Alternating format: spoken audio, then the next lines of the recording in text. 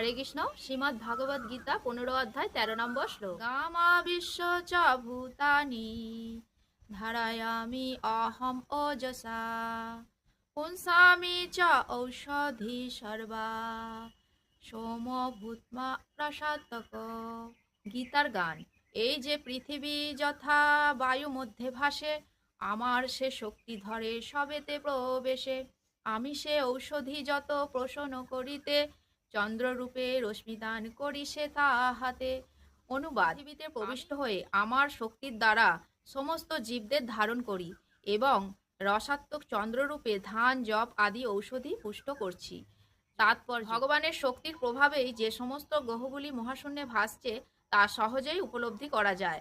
ভগবান প্রতিটি অণুতে, প্রতিটি গ্রহে এবং প্রতিটি জীবে প্রবিষ্ট হন। ব্রহ্মসংহিতাতে সেই সম্বন্ধে আলোচনা করা হয়েছে। সেখানে বলা হয়েছে যে পরম পুরুষোত্তম ভগবানের অংশরূপে পরমাত্মা গ্রহগুলিতে, ব্রহ্মাণ্ডে, জীবে, এমনকি অণুতে প্রবিষ্ট হন। সুতরাং তিনি প্রবিষ্ট হন বলেই সব কিছু যথাযথভাবে প্রকাশিত হয়। দেহে যখন আত্মা থাকে তখন মানুষ জলে ভেসে থাকতে পারে, কিন্তু আত্মা যখন এই দেহে থেকে চলে যায় এবং দেহটির যখন মৃত্যু হয় তখন দেহটি ডুবে যায়।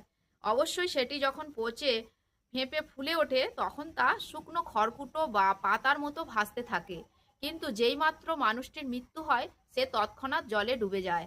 তেমনই এই সমস্ত গ্রহগুলি মহাশূন্যে ভাসছে এবং তা সম্ভব হচ্ছে পরম পুরুষোত্তম ভগবানের পরম শক্তি তাতে প্রবিষ্ট হয়েছে। যদি এক মুঠো ধূলিকণা ধরে রাখে তাহলে সেই ধূলিকণাগুলি পড়ে যাওয়ার কোনো সম্ভাবনা থাকে না, কিন্তু কেউ যদি সেগুলোকে বায়ুর মধ্যে নিক্ষেপ করে তাহলে তা পড়ে যাবে। তেমনই এই সমস্ত গ্রহগুলি যা মহাশূন্যে ভাসছে তা প্রকৃতপক্ষে পরমেশ্বর ভগবানের বিশ্বরূপের মুষ্টিতে ধৃত। বৈদিক মন্ত্রে বলা হয়েছে যে পরম পুরুষোত্তম ভগবানের জন্যই সূর্য আলোক দান করছে এবং গ্রহগুলি নির্দিষ্ট গতিতে ঘুরে চলেছে।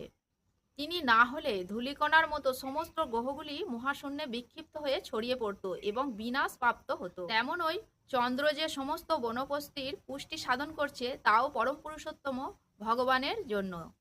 চন্দ্রের প্রভাবের ফলেই বনস্পতিরা সুস্বাদু হয়। চন্দ্র কিরণ ব্যতীত বনস্পতিরা না পারে বর্ধিত হতে, না পারে রসালো স্বাদযুক্ত। মানব সমাজ কর্ম করছে, আরাম উপভোগ করছে এবং আহার্যের স্বাদ উপভোগ করছে পরমেশ্বর ভগবান সেগুলি সরবরাহ করছেন বলেই। তা না হলে মানুষ বাঁচতে পারত না।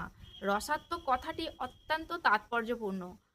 পরমেশ্বর ভগবানের প্রতিনিধি চন্দ্রের প্রভাবে সব কিছু সুস্বাদু হয়ে ওঠে। হরে কৃষ্ণ। জয় জগৎগুরু শিল প্রভুপাদ কি জয়।